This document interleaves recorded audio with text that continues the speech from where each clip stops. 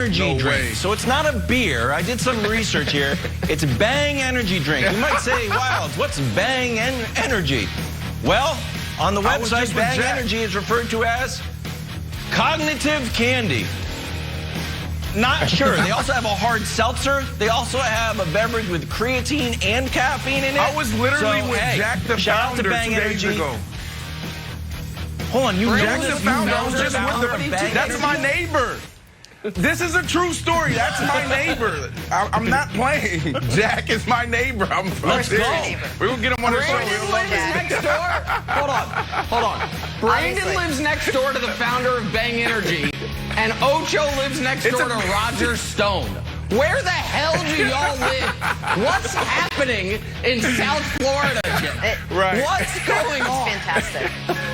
It's so good. Jack! We learned something new about Brandon. You made our show, buddy. Meet me at the Jack, fix call tonight. Brandon. job. Give him some bang. Hey, drawing a blank. Brandon, you were at Hard Rock Stadium last night for the boxing matches. Your guy Ocho Cinco went the distance with Brian Maxwell.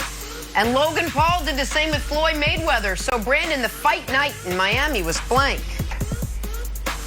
Oh, my goodness. Just straight insanity. I mean, before the show was a spectacle. Nobody knew what they were going to get.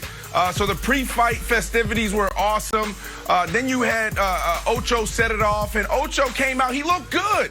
Ocho really looked good. But he has to learn to keep his hand up. He threw that left hook, and he was right there. He won rounds 1, 2, and 3, and he got too confident, too comfortable, and he took one on the chin. And like Channing Crowder always said on the show, you just can't get hit and then have your booty in the air right there. Get your booty out the air, Ocho. Get up off that canvas. Let's go. It was straight insanity. And then Floyd Mayweather and Logan Paul, they capped it off. And it was a great night of boxing. I think Floyd was a little upset because he didn't really knock him out. I think Floyd was going for the knockout, and it was more competitive than he liked. So straight insanity. Oh, Brandon, I'm going to send you a clip. I know you were there and doing commentary. Floyd actually did knock him out and then held him up to keep the fight going because Floyd is a showman. But I'm going to talk about the first fight because the first fight was rope-a-dope. And by rope-a-dope, I mean this. I think Brandon and Ocho maybe have a little side deal. And the deal is like this. Chad, you do whatever you want the first few rounds. But at some point in the fight, I need you to get knocked down. I'm Brandon here. And the reason I need you to get knocked down is because I want the boxing world to think, us NFL guys, we're easy pickings in the ring. Because that will set up the fight that I am now the promoter for, the Beast against Wilder.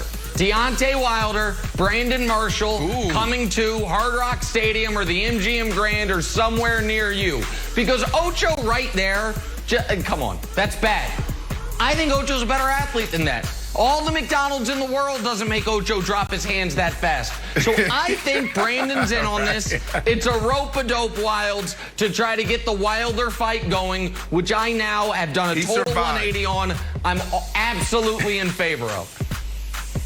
Okay, I have also done a 180 on it. I do not want Brandon to fight Wilder. If you want to fight, if you really want Brandon, this is how much I don't want you to fight Wilder.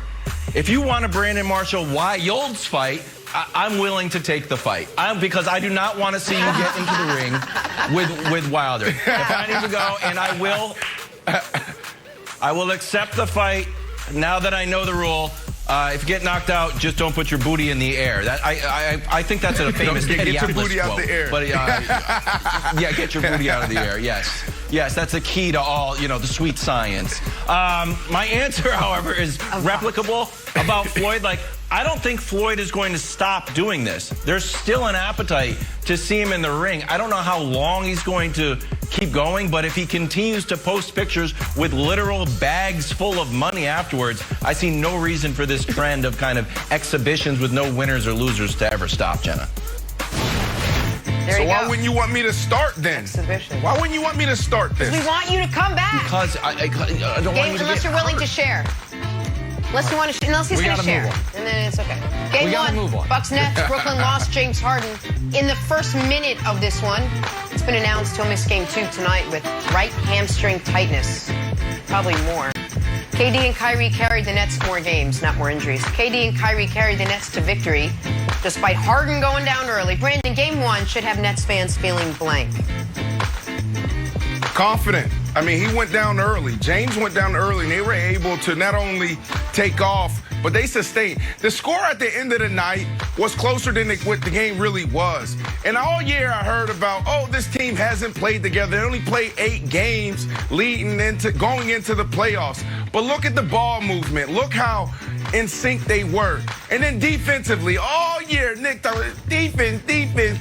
Defense, please. We just saw the #1 defense get bounced in the first round. That's the Lakers. And you saw them finally step up and hold them to a season low pretty much. Not really want to say a season low, but the Bucks average 120 points a game, and we held them to 107 points. So please don't talk to me about defense. And then, oh, you're undersized. Well, the rebound battle was respectable, and our coaches did a phenomenal job. So the Brooklyn Nets and the fans, everybody should feel confident. But at the end of the day, you want James Harden out there, because that path to the finals and hoisting up that trophy is so much easier when you have the MVP just sitting there. So, Nick, I got to go with confident. I know you was at the game. Hopefully you left. So I don't know if it was a date night, but why were you even in the building? Like, you're not a Nets fan. I was in the building.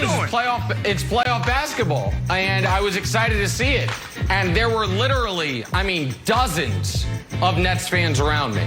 And they were feeling anxious the exact way Brandon is feeling anxious.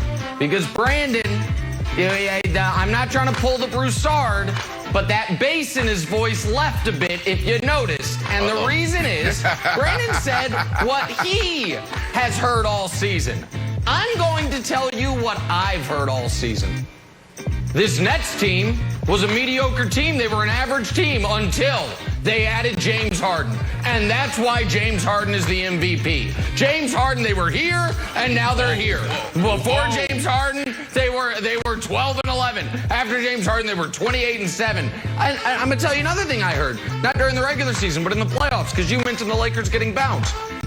I seem to remember someone making the now we know very astute point that a playoff series is one thing when a team's fully healthy.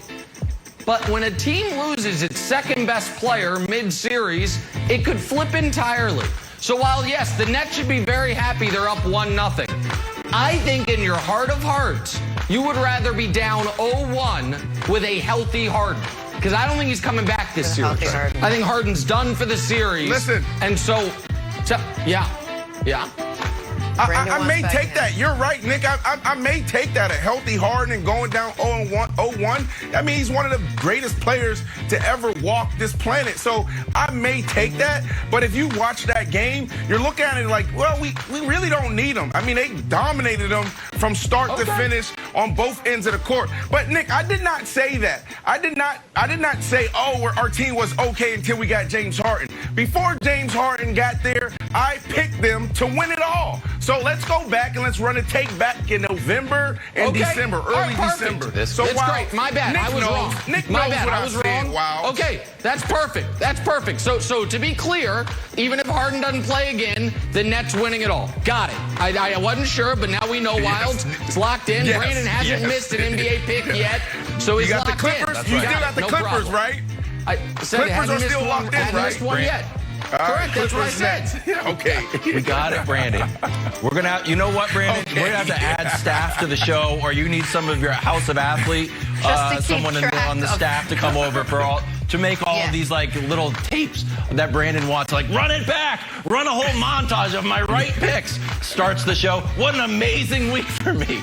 Okay, so I've got my answer is mathematical. Mathematical. This is not going to happen again, Brandon. I'm sorry. When you start to see mathematical aberrations, it bodes poorly for Brooklyn. The Bucks shot 6 for 30 from 3, and Blake Griffin got into the DeLorean and went back 7 years ago. He had 18 points, 14 rebounds, and 1 step over of Thanasis that we'll talk about later. So I don't think those things will happen again. Without Harden, I think the momentum is all Bucks. I'll be there again tonight, Why Brandon. would you guys trust me? Take the old private